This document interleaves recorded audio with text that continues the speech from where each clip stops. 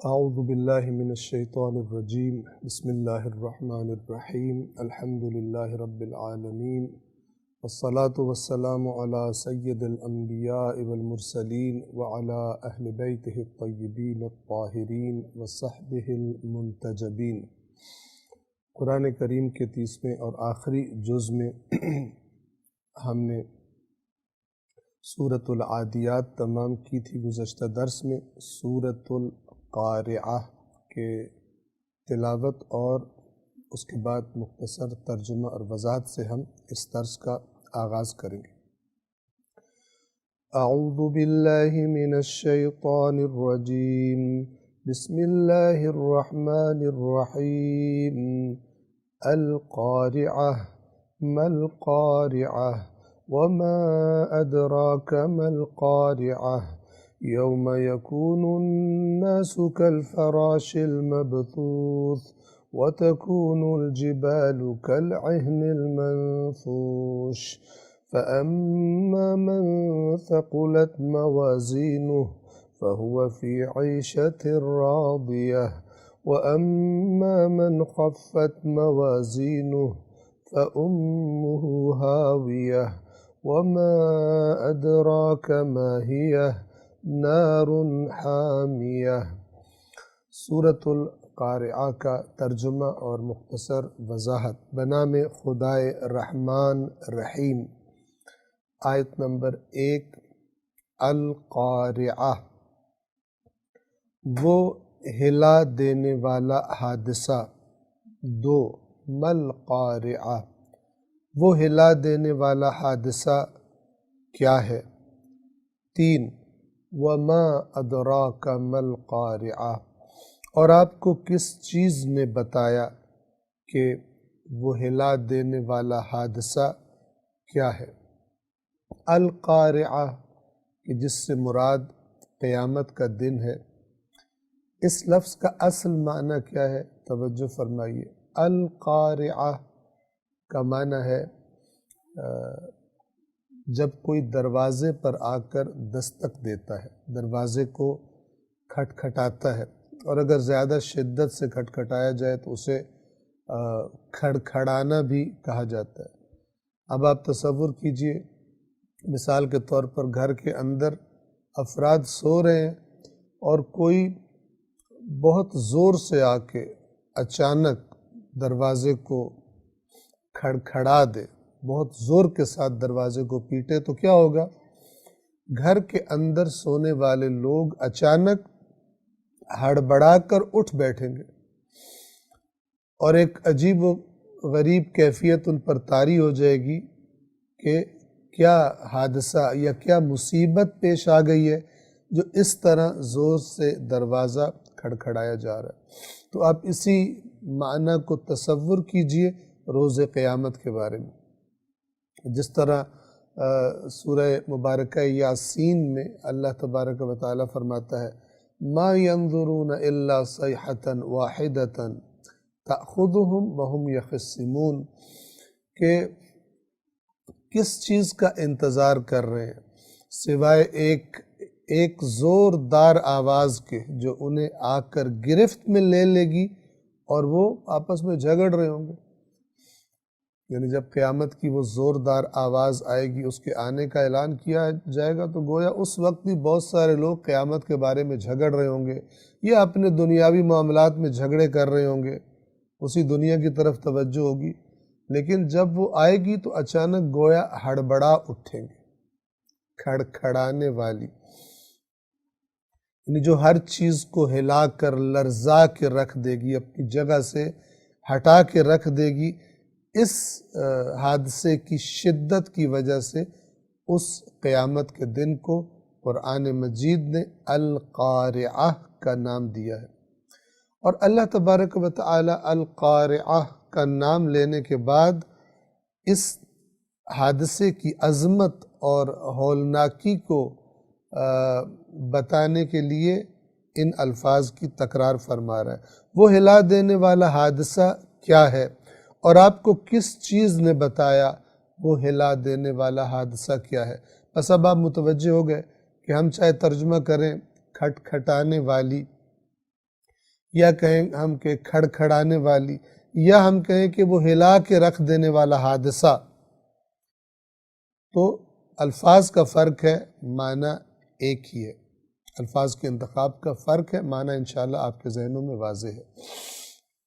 تو خداوند عالم اس عظیم دن کی عظمت کو سننے والے کے ذہن کی توجہ کروانے کے لیے فرما رہا ہے وَمَا أَدْرَاكَ مَا الْقَارِعَةُ، اور تجھے کس نے بتایا ہے کہ وہ کھڑکھڑا دینے والی یا وہ ہلا کر رکھ دینے والا حادثہ وہ کیا ہے، یعنی اس کی شدت کیا ہوگی، اس کی ہولناکی کیا ہوگی، اس دن تمہاری حسرت کا کیا عالم ہوگا، اس دن آنے والے عذاب کی کیفیت کیا ہوگی، اس دن جس کو خوشی ملے گی اس کی خوشی کی کیفیت کیسی ہوگی، کسی بھی چیز کا تم یہاں پر بیٹھ کر تصور نہیں کر سکتے۔ اللہ تمہیں بتا رہا ہے کہ اس دن جب وہ آئے گا تو کیفیت مناظر کس قسم کی ہوں۔ آیت نمبر 4، یوم یکون الناس کالفراش المبثوث، اس دن لوگ بکھرے ہوئے پروانے، بکھرے ہوئے پتنگے، یہ جو آپ اکثر دیکھتے ہیں خاص طور پہ گرمیوں کے موسم میں، اگر جہاں پر کوئی لائٹ یا چراغ وغیرہ جل رہا ہو تو اس کے ارد گرد بہت سارے پروانے جمع ہو جاتے ہیں اور اس سے ٹکرا کر گرتے بھی ہیں، مرتے بھی ہیں، آپس میں بھی ٹکراتے ہیں۔ ایک عجیب قسم کی بے نظم حرکت ہوتی ہے ان پروانوں کی۔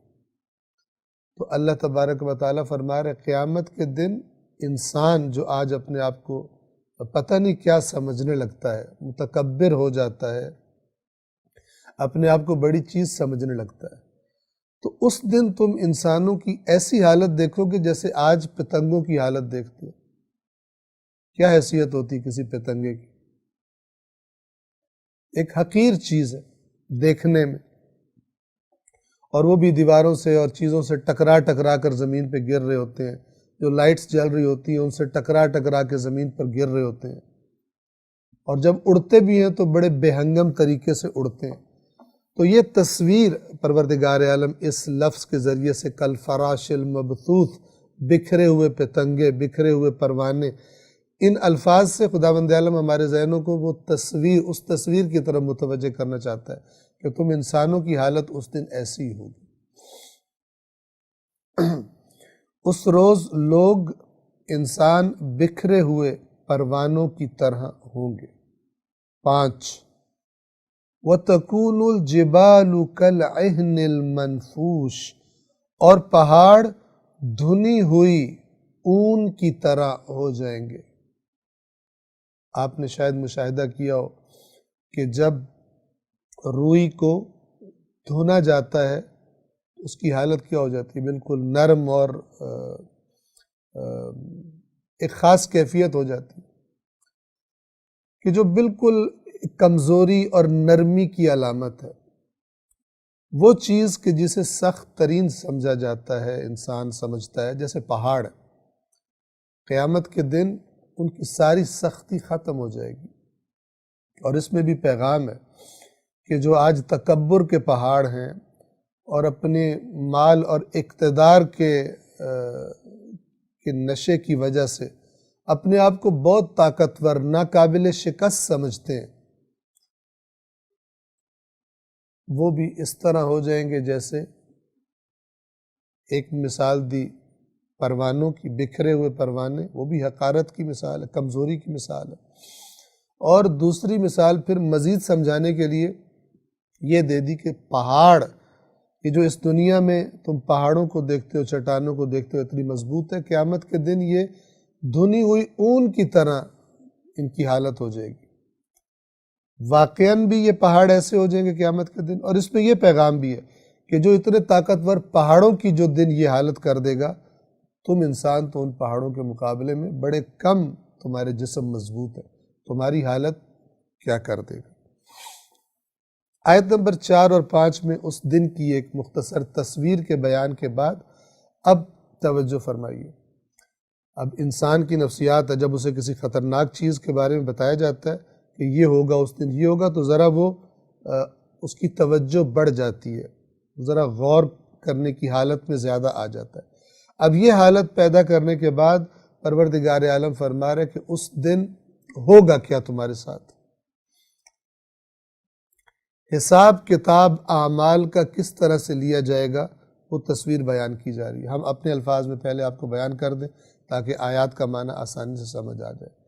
جیسا کہ آپ دیکھیں گے اگلی جو آیات ہیں اس میں بتایا جا رہا ہے کہ اعمال تولے جائیں گے۔ اعمال کا تولا جانا قرآن مجید میں پہلے بھی گزر چکا، فرمایا تھا وَالْوَزْنُ يَوْمَئِذٍ الْحَقِّ، اس دن وزن یعنی تولا جانا، اعمال کا تولا جانا یہ برحق ہے۔ لہٰذا ایسی باتیں جب ہم سنیں کہ ہمارا تو حساب ہی کوئی نہیں ہونا اور ہمارا تو کوئی اعمال دیکھے ہی نہیں جانے، بغیر دیکھے ہی مثلاً کوئی ممبر پہ آئے اور مثلاً خواب سنا رہا ہو کہ خواب میں یوں دیکھا ہے کہ میں کیا جا رہا تھا میں وہاں پر، تو وہاں پر فلان ہستی آئی اور اس نے کہا کہ تمہارا ہم اعمال نامہ دیکھے بغیر ہی تمہیں جنت میں ڈال دیا جائے گا۔ تو اس قسم کی روایات کو، اس قسم کے قصوں کو، یہ روایات تو نہیں، یہ قصے ہیں جو روایات کی شکل میں ڈال دیے گئے۔ اور اب تو کام اور بڑھ گیا، وہ قوم جو قرآن مجید کو یکسر نظر انداز کرتی ہے اب وہ خوابوں پہ چلتی۔ اب قیامت کے دن کے فیصلے کیسے ہوں گے؟ ہمارے بزرگ نے خواب دیکھا تھا، ہمارے پیر نے خواب دیکھا تھا، ہمارے عالم نے خواب دیکھا تھا، اور یہ نہیں دیکھنا کہ اللہ نے قرآن میں کیا تصویر بتائی ہے قیامت کی۔ اب خوابوں اور قصوں اور شعر و شاعری پر قیامت کا حساب آہستہ آہستہ بتایا جا رہا ہے کہ جو شعروں میں سن رہے ہو اس طرح حساب ہوگا، جو فلان بزرگ نے خواب دیکھا ہے اس کے مطابق قیامت کے دن فیصلہ ہوگا، اور اس قسم کی چیزیں۔ جبکہ اللہ اور اس کے رسول اور اہل بیت اطہار نے فرمایا تھا سب سے پہلے قرآن مجید ہے، سب سے پہلے قرآن مجید ہے، پہلے وہاں سے دیکھ لینا کہ قیامت کیسی ہوگی، اس کے بعد پھر باقی جو داستانیں ہیں ان کو دیکھنا کہ وہ اس کے مطابق ہیں یا اس کے مطابق نہیں ہیں۔ اور یہ توفیق ہم بار بار کہتے ہیں اسی کو ملتی ہے جس نے ایک اپنا رابطہ، مستقل رابطہ اللہ کی کتاب کے ساتھ رکھا ہوا ہے اور عقل کو بھی استعمال کرتا ہے۔ بعض لوگ رابطے میں ہم نے دیکھا ہے ہوتے ہیں قرآن کے، لیکن عقل پھر بھی استعمال نہیں کرتے۔ جب قرآن پڑھ رہے ہوتے ہیں کسی اور وادی میں ہوتے ہیں، جب خواب سن رہے ہوتے ہیں، چاہے وہ دونوں ایک دوسرے سے ٹکرا رہے ہو، انہیں پتہ ہی نہیں چلتا کہ یہ آپس میں ٹکرا رہے ہیں یا ایک ہی بات ہو رہی ہے۔ قرآن پڑھ رہے ہیں تو بھی بڑی عقیدت ہے، خواب سن رہے ہیں تو بھی بڑی عقیدت ہے، اگرچہ وہ خواب خلاف قرآن بات کر رہا ہو، لیکن اس کو پتہ ہی نہیں چلتا۔ ایک جو دین کی آفتوں میں سے ایک بہت بڑی آفت ہے وہ یہ ہے کہ دنیا کے بارے میں بڑی عقلیں تیزی سے کام کرتی ہیں، لیکن جب دین کا معاملہ آتا ہے تو بالکل عقل استعمال کرنے سے گریز کرتے ہیں۔ جو سن رہے ہیں اسی پہ سر دھن رہے ہیں اور اسی کو قبول کر رہے ہیں، اور ایک بات پڑھی دوسری بات پڑھی جو اس پہلی کی مخالف ہے، پتہ ہی نہیں چلتا۔ اور زیادہ سے زیادہ پوچھا جائے تو کیا کہتے ہیں، ہماری اوقات کہاں کہ ہم سمجھ سکیں۔ تو دین اللہ نے اس لیے بھیجا کہ بغیر سمجھے اس پہ عمل کرنا ہے۔ یہ باطل تصورات، کیونکہ شروع سے ایسی تربیت نہیں کی جاتی، لہٰذا آپ جس بھی مسلک میں چلے جائیں وہ اپنی اسی اندھی عقیدت میں بات کریں گے۔ دلائل سے بات کرنے والے، خاص طور پر قرآن مجید کو سامنے رکھ کر جنہوں نے اپنا عقیدہ، اپنے افکار کو بنایا ہو یا اصلاح کی ہو، یہ آپ کو چراغ لے کر ڈھونڈنے سے بھی بڑی مشکل سے ملیں گے۔ تو قیامت کے بارے میں آپ نے جو کچھ بھی سنا ہے ذرا ان آیات کو بھی سورۃ القاریہ کی دیکھ لیجئے۔ اللہ تعالیٰ کیا فرما رہا ہے آیت نمبر 6 میں، فَأَمَّا مَنْ ثَقُلَتْ مَوَازِينُهُ، پس جس کے موازین ثقیل ہوں گے۔ ثقلت، ثقل یعنی بھاری، ثقیل یعنی بھاری چیز، جس کے موازین، موازین وزن کی جمع ہے، یعنی انسان کے اعمال کو تولا جائے گا۔ عام طور پر ہمارے ذہنوں میں کیا تصویر آتی ہے کہ مثلاً ایک ترازو ہے، اس کے ایک طرف نیک اعمال ڈالے جائیں گے اور ایک طرف برے اعمال ڈالے جائیں گے، تو جس کا وزن زیادہ ہو جائے گا وہ سائٹ گویا کہ متعین ہو جائے گی. جس کے نیک اعمال کے وزن زیادہ ہیں وہ جنت میں چلا جائے گا، جس کے برے اعمال کے وزن زیادہ ہوں گے وہ جہنم میں چلا جائے گا. ایک یہ تصور ہے. ایک اور چیز بھی اس میں اضافہ فرما لیجئے. ہم جو عمل کرتے ہیں اسی ایک ہی عمل کا اللہ کی بارگاہ میں وزن زیادہ بھی ہو سکتا ہے اور وزن کم بھی ہو سکتا ہے.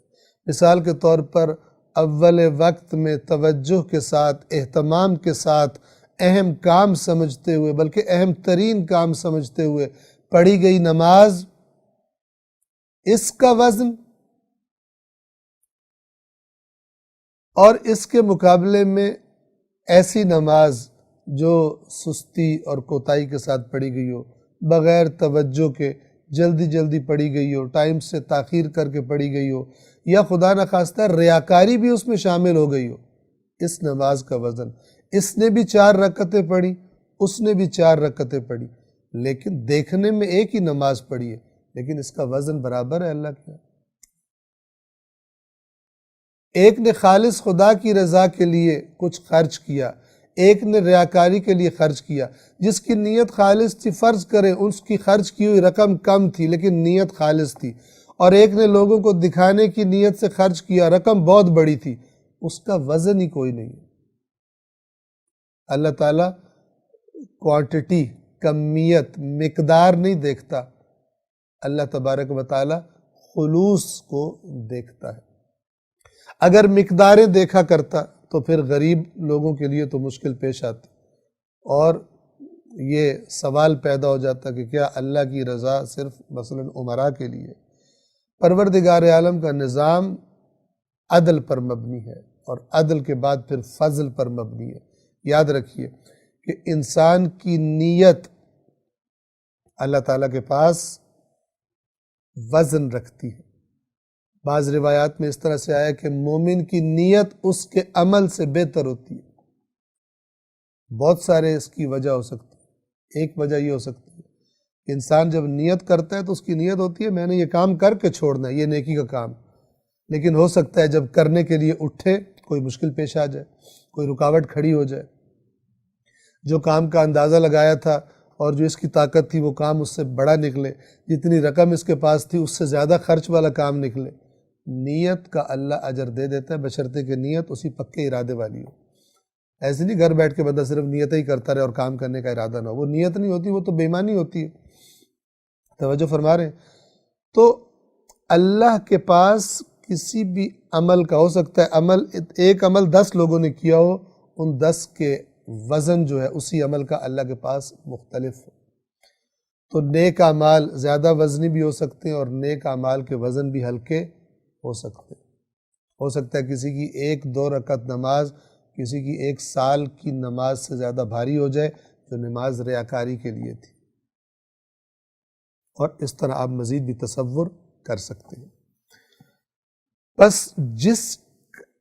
یا ترجمہ اس طرح سے کیا گیا، پس جس کا پلہ بھاری رہے گا، پلہ وہی ترازو کی ایک سائڈ کو کہتے ہیں. کہ ہم ترازو سے ہمارے ذہنوں میں ایک خاص تصویر آتی ہے ترازو کی، خداوند عالم بہتر جانے کے وہاں پر کیفیت کیا ہوگی، لیکن صورتحال یہی ہوگی، اعمال کو تولا جائے گا. جس کا پلہ بھاری رہے گا فَهُوَ فِي عِيشَةٍ رَاضِيَةٍ، تو وہ من پسند، رضایت والی، رضا والی زندگی میں ہوگا. یعنی پھر اس کی کیفیت کیا ہوگی؟ جسے قرآن بار بار بیان فرماتا ہے لا خوف علیہم ولا هم يحزنون. پھر اس کے بعد نہ انہیں کوئی خوف ہوگا نہ انہیں کوئی غم ہوگا تا ابد. لیکن دوسرا گروہ آیت نمبر 8 وَأَمَّا مَنْ خَفَّتْ مَوَازِينُهُ، اور رہا وہ کہ جس کا پلہ، جس کے موازین خفت، خفیف ثقیل کی ضد ہے، خفیف کہتے ہیں ہلکا ہونا، جس کے موازین، جس کا پلہ ہلکا ہوگا. کیا مطلب؟ نیک اعمال ہلکے پڑ جائیں گے اور گویا کہ پھر برے اعمال بھاری پڑ جائیں گے. اوپر جو بات ہوئی بھاری ہونے کی وہ بھی نیک اعمال کی. کس کے مقابلے میں بھاری ہو جائیں گے؟ برے اعمال کے مقابلے میں۔ یہاں پہ کہا جا رہا ہے جس کے اعمال، جس کے موازین، جس کا پلہ ہلکا ہو جائے گا۔ کون سا پلہ؟ نیک اعمال کا۔ کس کے مقابلے میں؟ برے اعمال کے مقابلے میں۔ یعنی گویا کہ برے اعمال بھاری پڑ جائیں گے، نیک اعمال جو ہیں وہ ہلکے پڑ جائیں گے۔ اس کا نتیجہ کیا نکلے گا؟ آیت نمبر 9، فَأُمُّهُ ہاویہ۔ تو اس کا لفظی ترجمہ اس طرح، تو اس کی ماں ہاویہ ہوگی۔ ماں کو کہتے ہیں، تو اس کی ماں ہاویہ ہوگی۔ کیا مطلب؟ یعنی اسی کی آغوش میں رہے گا، اسی کی آغوش میں پلے گا۔ جیسے بچہ ماں کے پاس رہتا ہے، یہ اسی ماں کے پاس اب رہے گا، البتہ کیسی ماں؟ یہ بھی ایک قسم کی عجیب و غریب دھمکی ہے کہ کا نام لایا جا رہا ہے۔ ماں تو پیار کی علامت ہے، لیکن خداوند عالم فرما رہا ہے کہ اگر تم نے اللہ جیسے محبت کرنے والے اور احسان کرنے والے کے احسانوں کو بھول کر سرکشی اور اس کی نافرمانی کی زندگی گزاری ہے، تو پھر ہم تمہیں ایک اور ماں دیں گے جس کا نام ہاویہ ہے۔ ہاویہ کا لفظی معنی ہے گرنے کی جگہ، جہاں جہنمی جا کر گریں گے۔ کتنی گہری ہوگی، کتنی اونچائیوں سے گریں گے، خداوند عالم بہتر جانتا ہے، روایات متعدد اس کے بارے میں آئی ہیں، لیکن ہاویہ جہاں کوئی جا کر گرتا ہے۔ فَأُمُّهُ ہاویہ، یا سے مراد کیا ہے؟ یعنی اس کا ٹھکانہ، اس کی ماں، اس کے لیے آغوش، اس جگہ کا نام کیا ہے؟ ہاویہ۔ جہنم کو ہاویہ کہتے ہیں چونکہ گویا کہ جیسے کھائی میں کوئی جا کر نیچے گرتا ہے بلندی سے، اس طرح جا کر لوگ وہاں پر گریں گے۔ گرنے کی جگہ، بلندی سے گرنے کی جگہ ہاویہ۔ اور پھر جب اس ہاویہ کا نام لیا تو اس کی ہولناکی کی طرف اور توجہ کروانے کے لیے فرمایا وَمَا أَدْرَاكَ مَا هِيَ۔ اور آپ کو کس چیز نے بتایا کہ وہ، یعنی وہ ہاویہ کیا ہے؟ آپ تصور نہیں کر سکتے، برداشت نہیں کر سکتے کہ اس جگہ کو جس کو ہم نے مجرموں کے لیے تیار کیا ہے، مجرموں کا ٹھکانہ ہم نے جس کو قرار دیا ہے، وہ کیا چیز ہے؟ وہ لوگ کہ جو دنیا میں زیادہ گرمی برداشت نہیں کر سکتے، زیادہ سردی برداشت نہیں کرتے، پاؤں میں کانٹا چبھ جائے تو برداشت نہیں کر سکتے، ان کو اللہ تعالیٰ کہہ رہے ہیں کہ اپنی اس کمزوری کو ذہن میں رکھتے ہوئے ہم تمہیں بتا رہے ہیں کہ وہ ہاویہ بہت خطرناک چیز ہے۔ اور آپ کو کس چیز نے بتایا کہ وہ کیا ہے، یعنی وہ ہاویہ کیا ہے؟ آیت نمبر 11، نار حامیہ، ایک آگ ہے۔ کیسی آگ؟ شدید بھڑکتی ہوئی آگ۔ آگ تو ہوتی بھڑکتی ہوئی ہے، لیکن مزید تاکید کی جا رہی ہے، ایسی بھڑکتی ہوئی آگ کہ جیسی بھڑکتی ہوئی آگ تم نے دنیا میں نہیں دیکھی ہو۔ اس کی حدت، اس کی شدت، اس کی جلانے کی قوت دنیا کی ان آگوں سے، دنیا کی آتش سے، آگ سے کہیں زیادہ ہوگی۔ آیت نمبر 11 سے سورہ قارعہ تمام ہوتی ہے۔ اس کے بعد سورۃ التکاثر ہے جس کی ہم پہلے تلاوت کریں گے اور اس کے بعد ترجمہ اور مختصر وضاحت آپ کی خدمت میں بیان کریں گے۔ اعوذ باللہ من الشیطان الرجیم، بسم اللہ الرحمن الرحیم، الہاکم التکاثر حتی زرتم المقابر، کلا سوف تعلمون، ثم کلا سوف تعلمون، کلا لو تعلمون علم الیقین لترون الجحیم، ثم لترونها عین الیقین، ثم لتسألن یومئذ عن النعیم۔ سورۃ التکاثر کا ترجمہ اور مختصر وضاحت۔ بنام خدائے رحمان رحیم۔ آیت نمبر 1، الہاکم التکاثر، ایک دوسرے پر فخر نے تمہیں غافل کر دیا ہے۔ 2، حتی زرتم المقابر، یہاں تک کہ تم نے قبروں کی زیارت کر لی۔ توجہ فرمائیے، کیا معنی ہے ان دو آیات کا؟ بعض نے روایات میں جو بیان کیا اس کا شان نزول وہ یہ ہے کہ مکہ میں، مکی سورہ ہے یہ، دو خاندان ایک دوسرے پر جیسے وہاں پہ لوگوں کی عادت تھی اپنی اپنی چیزیں گنوا کر ایک دوسرے پر فخر کیا کرتے تھے، کہتے تھے ہم تم سے زیادہ بہتر ہیں، ہمارا مال تم سے زیادہ ہے، ہمارے افراد تم سے زیادہ ہیں، ہمارا خاندان بڑا اونچا ہے، تمہارا خاندان گھٹیا ہے۔ اس قسم کا مقابلہ ہو رہا تھا دو قبیلوں میں، اور یہاں تک کہ وہ اپنے مردے گننے کے لیے، اب پتہ نہیں مردے گننے کے لیے کس لیے پہنچے کہ ہمارے مردے زیادہ ہیں یا تمہارے مردے زیادہ ہیں، شاید تعداد گن رہے تھے کہ ہم تعداد میں زیادہ ہیں، تم تعداد میں کم ہو۔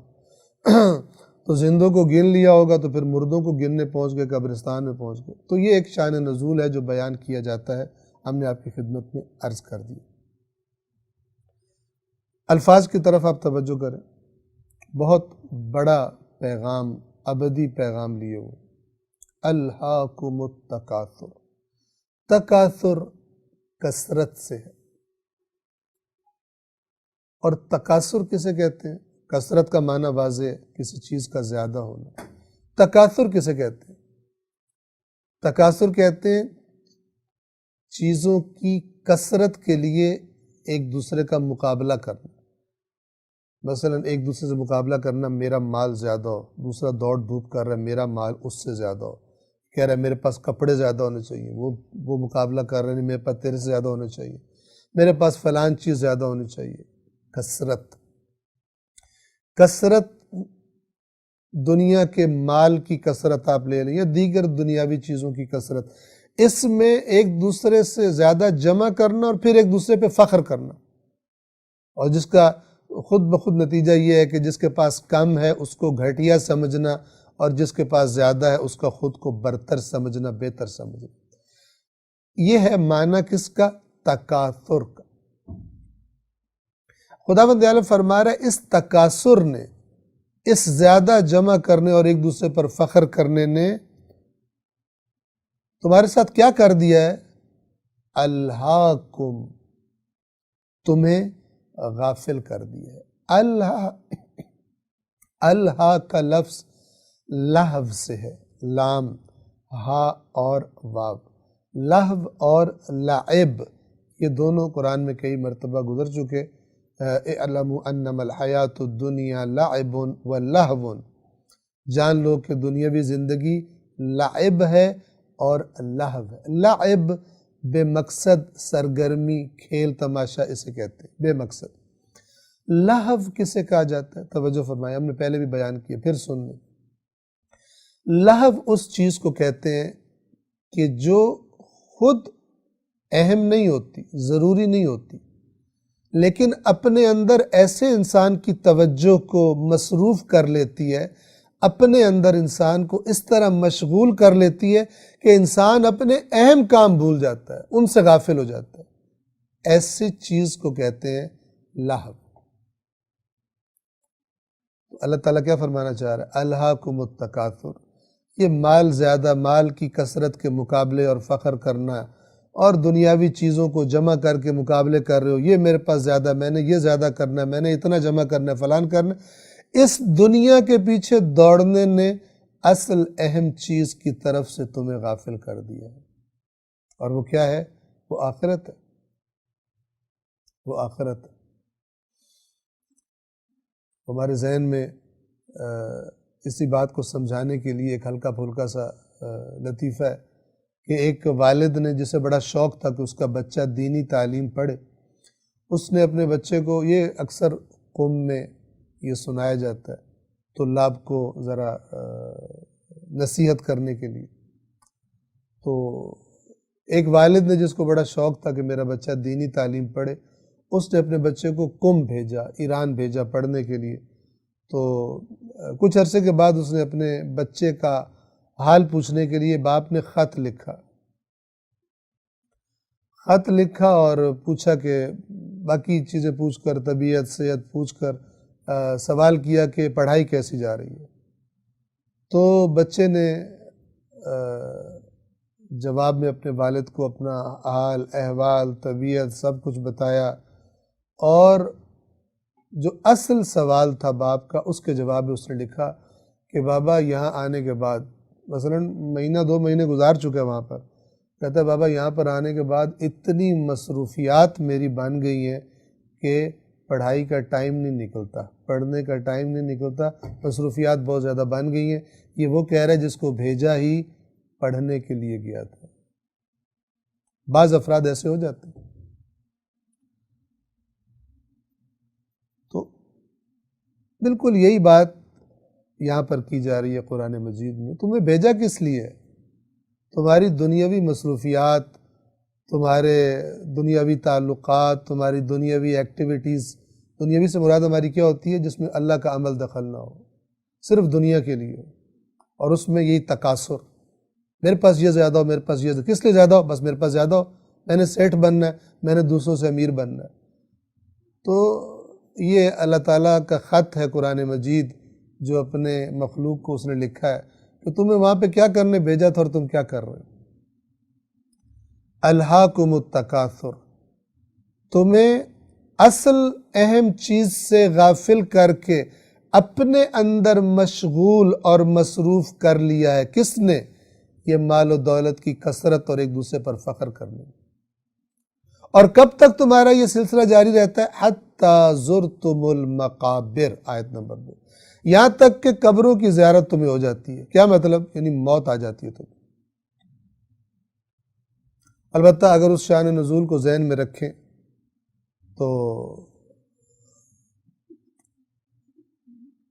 تم لوگ کثرت ایک دوسرے کی گن رہے تھے، وہی 2 قبیلے، یہاں تک کہ تم قبروں کی زیارت کو پہنچ گئے۔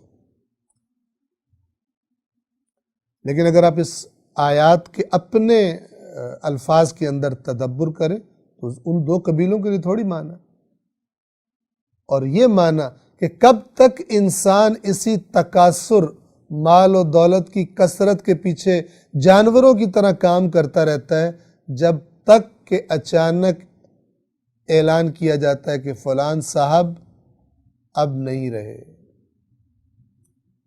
اچانک انتقال فرما گئے ہیں، حرکت قلب بند ہونے سے، روڈ ایکسیڈنٹ میں، فلان ہو جانے سے، کرونا وائرس سے اس دنیا سے چلے گئے۔ کوئی نہ کوئی جانا سب نے ہے۔ جس کو کرونا وائرس ہو گیا اس نے بھی جانا ہے، جس کو کرونا وائرس نہ ہوا اس نے بھی جانا ہے۔ ہو سکتا ہے جس کو کرونا وائرس ہو جائے وہ بچ جائے، اور جس کو کرونا وائرس نہیں ہوا وہ کسی اور وجہ سے دنیا سے چلا جائے۔ موت سب کو آنی۔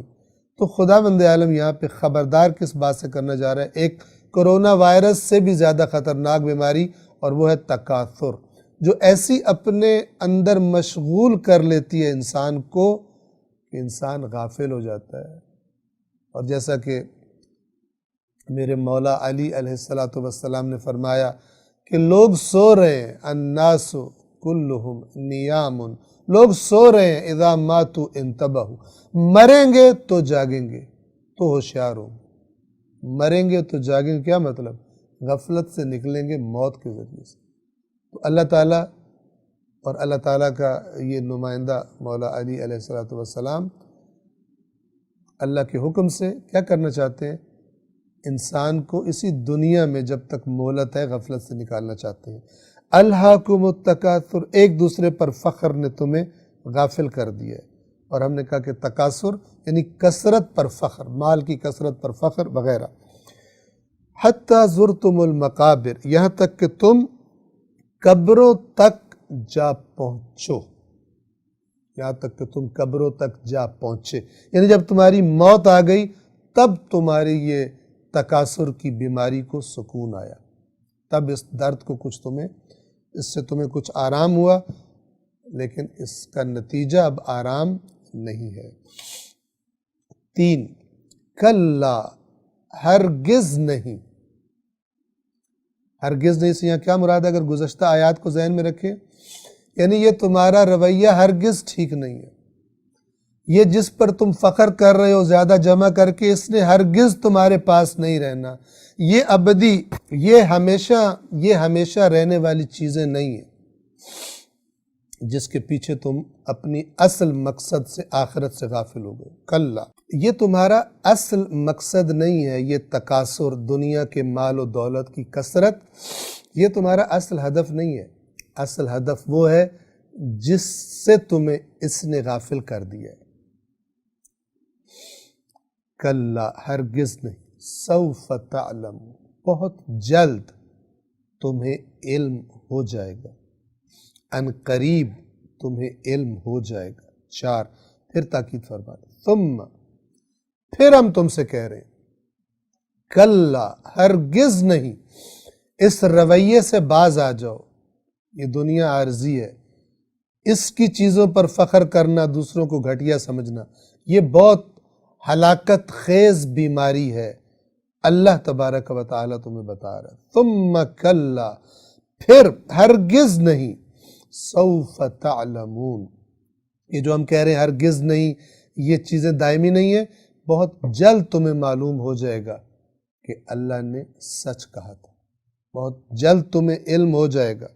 5، کلا، ہرگز نہیں، یہ کلا کی تکرار مضمون کی شدت سامع، سننے والے تک پہنچانے کے لیے، ہرگز نہیں، لو تعلمون علم الیقین، اگر تمہیں، کاش تمہیں علم ہوتا، کون سا علم؟ علم الیقین، یقینی علم۔ علم کے درجات ہوتے ہیں، بعض دفعہ انسان کو ایک چیز کا علم ہوتا ہے لیکن اس پر اسے یقین نہیں ہوتا۔ لو تعلمون علم الیقین، اگر تمہیں علم ہوتا، کون سا علم؟ علم الیقین، اگر تم یقینی علم رکھتے تو تمہیں اس بات کا بھی یقین ہو جاتا، کیا؟ آیت نمبر 6، لَتَرَوُنَّ الْجَحِيمِ، تم ضرور بالضرور جہیم کو دیکھو گے۔ ایک ہے معلوم ہونا کہ جہنم ہے اور ہمیں اس کو دیکھنا ہے، اور ایک ہے یقین ہونا۔ یہ دو نقطے ہیں، درجہ بڑھتا جاتا ہے جیسے جیسے انسان یقین کی طرف، اس کا علم یقین کی طرف بڑھتا جاتا ہے، تو جیسے جیسے یقین کا عنصر زیادہ ہوتا جاتا ہے، اس طرح اس عقیدے کی تاثیر بھی انسان پر زیادہ ہوتی جاتی ہے۔ بہت سارے ہمارے ایسے عقیدے ہیں کہ جن کا اثر ہی کوئی نہیں زندگیوں میں۔ مثلا کچھ لوگ ایسے ہیں کہ عقیدے میں پوچھو تو کہتے ہیں ہمارے امام فلان ہستی ہیں، اور اگر عمل دیکھو تو امام ابلیس ہوتا ہے۔ یہ کون سا عقیدہ ہے بھائی؟ کس شریعت نے، کس خدا نے، کس رسول نے، کس امام نے اس عقیدے کے بارے میں تمہیں کہا ہے کہ یہ قبول ہو جائے گا؟ اس کے برعکس کہا ہوا ہے، بلکہ یہ تو چیٹنگ ہے۔ اگر پروڈکٹ 2 نمبر ہو اور اوپر سٹیمپ لگا لیا جائے کسی بہت بہترین کمپنی کا، یہ تو فراڈ ہے۔ پروڈکٹ تب سامنے آتی ہے جب اس کو استعمال کیا جاتا ہے، انسان کا پتہ تب چلتا ہے کہ اصل میں کون اس کا امام ہے جب وہ عمل کرتا ہے۔ زبان سے تو کچھ بھی دعویٰ کیا جا سکتا ہے، لیکن جب وہ عمل کرتا ہے تب پتہ چلتا ہے پروڈکٹ 1 نمبر ہے یا 2 نمبر ہے، امام المتقین ہے اس کا، یا اس کا امام ابلیس ہے۔ توجہ فرما، علم الیقین، اگر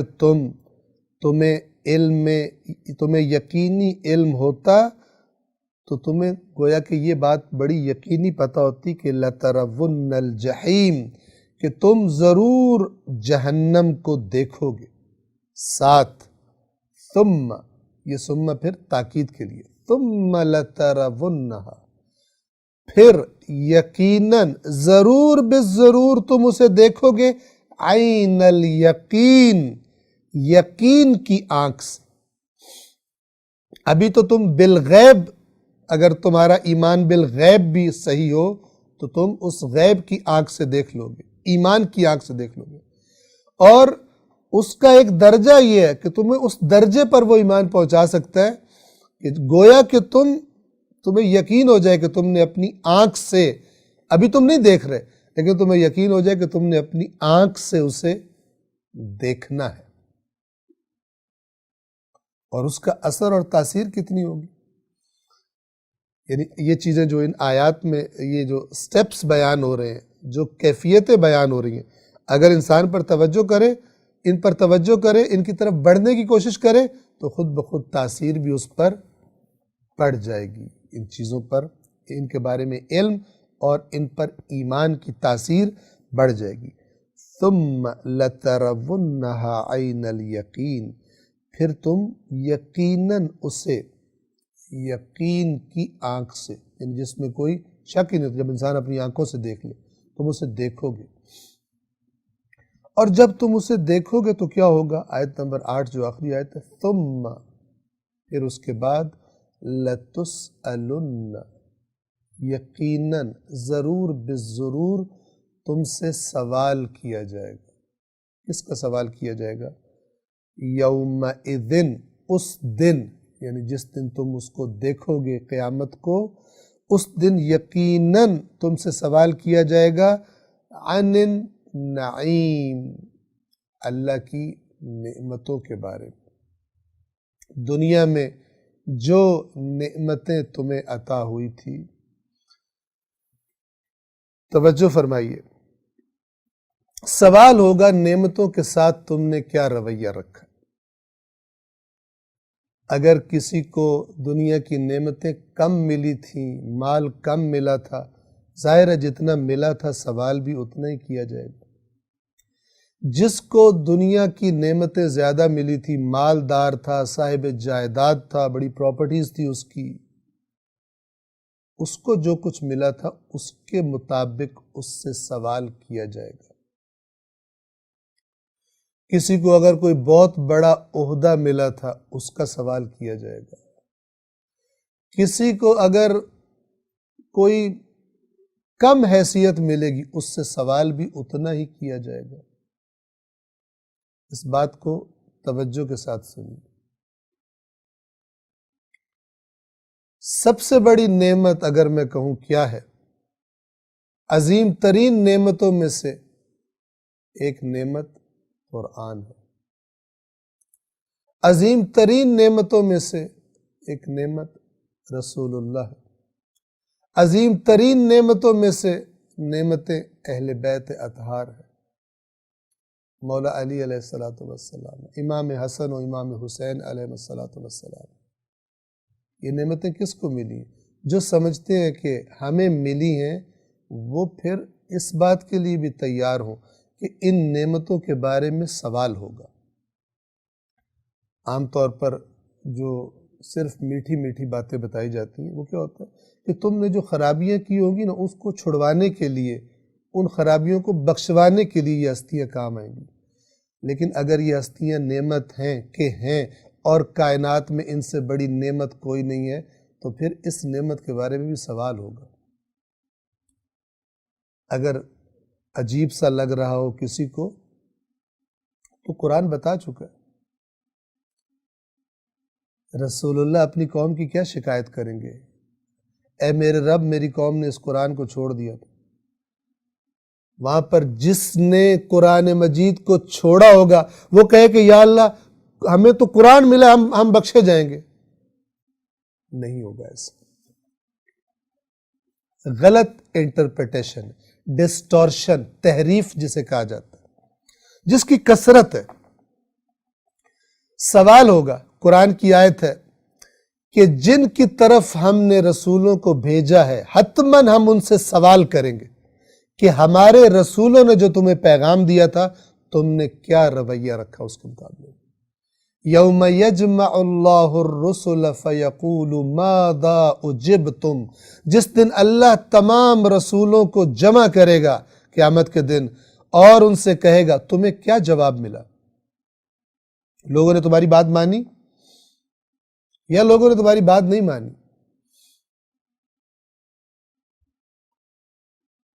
جب یہ نعمتیں ہیں، جب قرآن نعمت ہے، جب رسول نعمت ہے، جب اہل بیت اطہار نعمت ہے، تو اس نگاہ سے بھی سوچئے جس طرف سے قرآن ان نعمتوں کی اہمیت کی طرف توجہ دلواتا ہے۔ عام طور پر کیا کہا جاتا ہے؟ عام طور پر صرف یہ کہا جاتا ہے کہ کیونکہ ہم ان ہستیوں کو مانتے ہیں، لہذا ہمیں بڑی کنسیشن ملے گی آگے، ملے گی، لیکن قاعدہ ضابطہ ہے اس کا، اس کی طرف بھی قرآن نے اشارہ کیا ہوا۔ شفاعت، لیکن شفاعت کا ایک باطل تصور ہے جو قرآن نے بتایا ہوا۔ وہ شخص کہ جس کا عمل ان ہستیوں کی تعلیمات کے خلاف ہے، اس کی شفاعت کیسے ہوگی؟ پوچھا جائے گا ہم نے تمہیں حسین علیہ السلام جیسا رہنما عطا کیا تھا، تم اس گھر میں پیدا ہوئے جہاں تمہیں حسین کو ڈھونڈنا نہیں پڑا، تمہیں بچپن سے حسین حسین حسین بتایا گیا، تم نے بچپن سے سنا حسین نے قیام کیا، تم نے بچپن سے سنا حق کی خاطر، دین کی خاطر جو اللہ کی حدود کو پامال کر رہے تھے ان کے خلاف اٹھنے کی خاطر حسین نے اپنا سب کچھ قربان کر دیا۔ اب تم بتاؤ کہ تمہیں اتنی بڑی نعمت ملی تھی، اتنے بڑا رہنما تمہیں دیا تھا، تمہاری زندگی پر اس رہنما کا کیا اثر ہے؟ لَتُسْأَلُنَّ يَوْمَئِذٍ عَنِ النَّعِيمِ، یقیناً حتماً تم سے نعمتوں کے بارے میں سوال کیا جائے گا۔ جنہوں نے فالو کیا ہوگا ان کی کمی بیشی دور ہوگی شفاعت کے ذریعے سے، لیکن جو فالو ہی نہ کرے، اپنی دنیا کے میدان میں اس کا رویہ، اس کی حرکتیں بالکل اسی طرح ہیں جو اس کی ہیں، جس کا حسین سے کوئی تعلق نہیں، جس کا رسول اللہ سے کوئی تعلق نہیں، جس کا خدا سے کوئی تعلق نہیں، تو انسان اپنی حرکتوں سے اپنے امام کو ڈیسائیڈ کرتا ہے کہ کون ہے میرا امام، نہ کہ اپنی زبان سے ڈیسائیڈ کرتا ہے کہ میرا امام کون ہے۔ کتاب اصول کافی، کتاب الکفر والایمان میں امام جعفر صادق علیہ السلام کی حدیث ہے، اس کا ایک حصہ یہ ہے کہ بہت سارے لوگ ایسے ہیں کہ اگر آپ مومنوں سے پوچھو گے تو وہ کہیں گے یہ مومن ہے، کیوں؟ اس لیے کہ وہ ظاہر کو دیکھ رہے ہیں، جبکہ اللہ کے پاس وہ کافر لکھا ہوا ہے۔ تو یہ فرامین اہل بیت بھی تو بیان ہونے چاہیے، ان کو کتابوں میں دفن تو نہیں رہنا چاہیے نا۔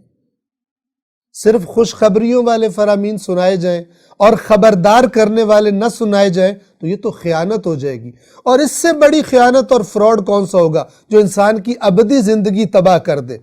30-40 سال کی دنیاوی زندگی میں اگر کوئی فراڈ ہو جائے کسی کے ساتھ، وہ بھی بڑا تکلیف دہ ہوتا ہے کہ 30-40 سالہ 50 سالہ زندگی دنیا کی خراب ہو جائے، کسی کے ساتھ فراڈ ہو جائے، اس کا مال لوٹ کے لے جائیں، لیکن جس کے ساتھ اس کی آخرت کا فراڈ ہو جائے، اس سے بڑا بد نصیب اور بدبخت کون ہے کہ جس کو موت کے بعد پتہ چلے مجھ سے فراڈ کیا گیا، جو مجھے بتایا گیا وہ حقیقت نہیں رکھتا، مجھے صرف میٹھی میٹھی چیزیں بتائی گئیں اور بہت سارے حقائق مجھ سے چھپائے گئے جس کی وجہ سے نتیجہ غلط نکل آیا۔